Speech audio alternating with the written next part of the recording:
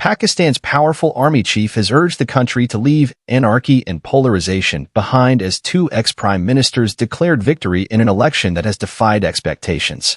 With most results in, independent candidates linked to jailed former PM Imran Khan have won most seats.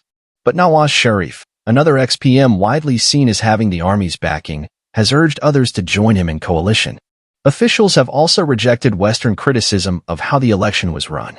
With no clear outcome, General Asim Munir called on all parties to show maturity and unity, saying the politics of polarization did not suit a progressive country of 250 million people.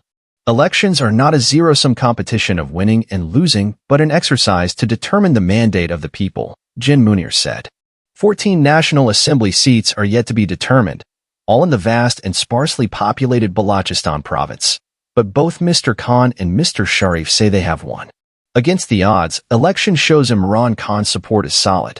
Mr. Khan released an AI-generated video message rejecting his rival's claim and calling on supporters to celebrate. He has been jailed on charges of leaking state secrets, corruption, and an unlawful marriage, and his PTI party was banned from taking part in the polls. About 100 of the winning candidates are independents and all but 8 of them are backed by the PTI, the non-profit Free and Fair Election Network said. On Saturday, PTI Chairman Gohar Ali Khan said the party would try to form a government and would start protesting on Sunday if complete election results had not been released by then. Mr. Sharif's PMLN party won 73 seats and he acknowledged that he did not have the numbers to form a government alone, but insisted he could remove the country from difficult times at the head of a coalition. The PPP of Bilawal Bhutto Zardari, the son of assassinated PM Benazir Bhutto, got 54 seats and the rest, the largest number of seats, were won by smaller parties and independents. But it could be a while before anyone is able to claim outright victory, although Mr. Sharif's party has begun talks with other parties. As a result, Pakistan is facing a prolonged period of political instability, said Dr. Farzana Sheikh from the Chatham House think tank. She told the BBC the Khan-linked independents were unlikely to be allowed to form a government. Meanwhile, many people feared a weak and unstable coalition would result from any tie-up between Mr. Sharif and the PPP. But Dr. Sheikh also said the election also showed growing distaste for the military's central role in political life. Millions of people voted to defy what many believed was the preferred outcome by Pakistan's unaccountable military establishment, she said.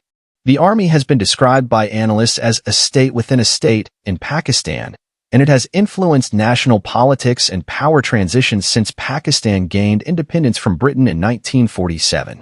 The generals have staged 3 coups and no prime minister in Pakistan has so far served a full 5-year term.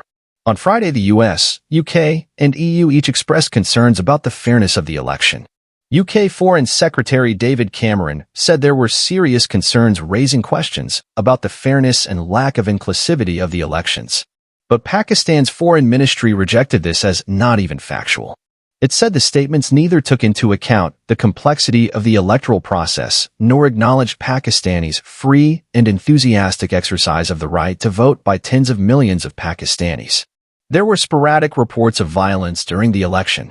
A former National Assembly member and head of National Defense Movement Party, Mohsin Dawar, was shot and injured in Miranshah, North Waziristan, in an incident that killed a fellow party member, his party said.